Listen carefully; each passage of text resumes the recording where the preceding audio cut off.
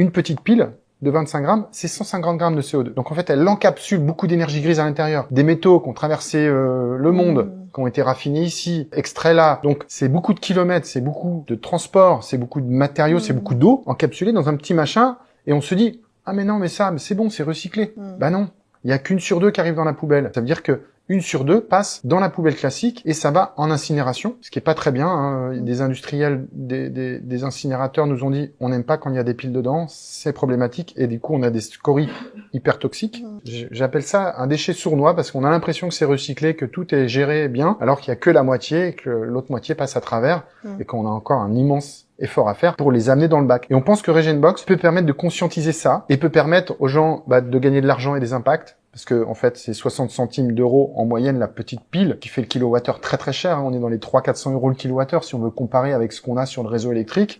Quand la télécommande ou la Game Boy ne fonctionne plus, les piles, faut savoir qu'elles ne se sont pas déchargées à la même vitesse. Une pile qui est sollicitée va être plus sollicitée que l'autre et du coup, on va jeter les deux alors qu'en fait, une va être très bonne et une va être complètement foutue. Il y a une vingtaine de matériaux qui ont été définis par l'Europe comme des matériaux stratégiques et le manganèse en fait partie. Donc finalement, nos piles alcalines, il faut qu'on y fasse très attention parce qu'elles sont pleines de manganèse aussi. On arrive à faire plusieurs cycles, en fait, plusieurs recharges. Ça veut dire qu'on ne jette pas une pile tout de suite et qu'on lui donne un deuxième, une troisième vie, voire jusqu'à beaucoup plus. Parce que moins on la décharge, plus on va pouvoir lui donner des cycles de vie.